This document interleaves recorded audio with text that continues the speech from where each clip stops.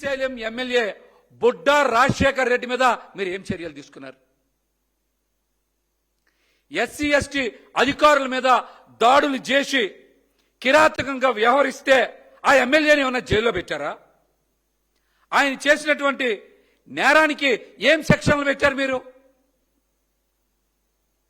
మళ్ళీ సీరియస్ అని చంద్రబాబు గారు డైలాగులు మాట్లాడుతున్నారు. డీలర్లతో కమిషన్ల గురించి మధ్యవర్తిత్వం వహించినందుకు అచ్చెన్నాయుడు తనని బదిలీ చేశారని చీఫ్ సెక్రటరీ గారికి నేరుగా ఆగ్రోస్ జీఎం మోహన్ లేఖ రాశారు. ఆ లేఖ రాసింది వాస్తవమే కదా, ఆ లేఖే ఒక సాక్ష్యం కదా. మరి అచ్చెన్నాయుడు మంత్రి మీద ఏం చర్యలు తీసుకున్నారు? కనీసం దర్యాప్తుకైనా ఆదేశించారా? మరి ఆయన ఎవరి మీద సీరియస్ అయినట్టు?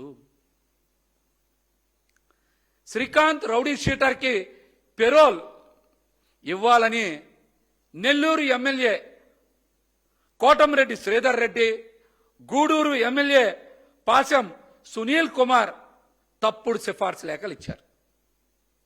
మరి హోంశాఖ పెరోల్ ఇవ్వడం కుదరదని, రిజెక్ట్ చేసిన, వద్దని చెప్పిన, మరి వీటన్నిటినీ కాదని వీటో చేస్తూ ఏకంగా హోంమంత్రి అనిత గారు సంతకాలు చేసి పెరోల్ ఇచ్చిన మాట వాస్తవం. ఈ విషయాన్ని పక్కదారి పట్టించడానికి వైఎస్ఆర్సీపీ మీదో ఎవరి మీద పడితే వాళ్ళ మీద ప్రజల ముందు పచ్చి అబద్ధాలు మాట్లాడటం. మరి ఈ అంశం మీద మరి మా దగ్గర ఆధారాలు ఉన్నాయి. వైఎస్ఆర్సీపీ సోషల్ మీడియాలో కూడా మరి ఇవన్నీ కూడా బయట పెట్టాం. పెరోల్ ఇవ్వద్దని 16/7/2025 హోంశాఖ విడుదల చేసినటువంటి లేఖ ఇది. వారు రిజెక్ట్ చేసినటువంటి లెటర్ ఇది, ఉత్తర్వులు. కానీ ఇవన్నిటినీ కాదని చెప్పి 37న మరి పెరోల్ ఇవ్వమని రౌడీ షీటర్ శ్రీకాంత్కి ఆదేశాలు ఇచ్చినటువంటి హోంశాఖ మంత్రి మీద, అధికారుల మీద, అనిత గారి మీద మరి ఏం చర్యలు తీసుకున్నారు, ఏం సీరియస్ అవుతున్నారో కూడా చంద్రబాబు నాయుడు గారు సమాధానం చెప్పాలి. నిప్పుల్లా నిజాలు బయటకు వస్తూ ఉన్నాయి. చంద్రబాబు నాయుడు గారు మాత్రం సినిమా డైలాగులు వేస్తున్నాడు. చంద్రబాబు నాయుడు గారు సీరియస్ అంట. ఏం సీరియస్ మీరు చెప్పండి. ఒక్కళ్ళ మీదైనా సరే చర్య తీసుకునే దమ్ము, ధైర్యం చంద్రబాబు నాయుడు గారికి ఉందా? మరి గుంటూరు ఎమ్మెల్యే నజీర్ అహ్మద్ అసభ్య చేష్టలు చేస్తూ మరి సోషల్ మీడియాలో పెద్ద ఎత్తున ఆ వీడియోలు వైరల్ అయితే మరి ఎమ్మెల్యే నజీర్ అహ్మద్ మీద మీరు ఏం చర్యలు తీసుకున్నారు? ఆ వ్యవహారం బయట పెట్టారనేటువంటి అపోహతో ఒక మహిళని ఇష్టానుసారం వేధింపులకు గురి చేస్తే, ఆ మహిళ కూడా ఆత్మహత్య ప్రయత్నం చేస్తే, పాల్పడితే మరి ఎక్కడైనా సరే ఆ మహిళకి మీరు రక్షణగా ఉన్నారా? చెప్పండి. మహిళకి ఎక్కడన్నా రక్షణగా ఉన్నారా? వేధింపులకు గురి చేసి అసభ్య చేష్టలకు పాల్పడినటువంటి నజీర్ అహ్మద్ మీద, ఎమ్మెల్యే నజీర్ అహ్మద్ మీద మీరు ఎందుకు చర్యలు తీసుకోలేదు? ఇదేనా మీ సీరియస్నెస్ అంటే? దీనికి సమాధానం చెప్పండి. దళిత మహిళ కేజీబీవీ ప్రిన్సిపల్ వేధించి మరి వెంటాడి ఆమెపై కక్ష తీర్చుకున్నటువంటి ఆమదాల వలస ఎమ్మెల్యే కోన రవికుమార్, ఆయన మీద ఏం చర్యలు తీసుకున్నారు?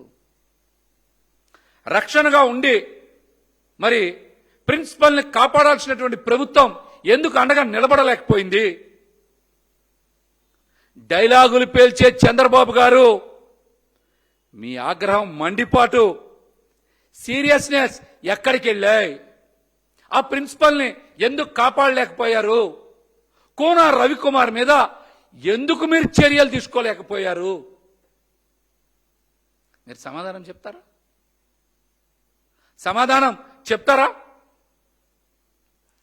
నేను లేస్తే మనిషిని కాదు, నాతో పెట్టుకోవద్దని సినిమా డైలాగులు బాగా చెప్తున్నారు కదా మీరు. మరి మీ సీరియస్నెస్ ఏమైంది? ఎక్కడికి వెళ్ళింది? ఎక్కడికి వెళ్ళింది? కనీసం ఒక్కరి మీదంటే ఒక్కరి మీదైనా సరే చర్యలు తీసుకున్నారా? ఒక కేసు పెట్టారా? క్యాబినెట్ మీటింగ్లో మాత్రం హై డ్రామా నడిపారు. ఎమ్మెల్యేలు చేస్తున్న చేష్టలకి చంద్రబాబు గారు సీరియస్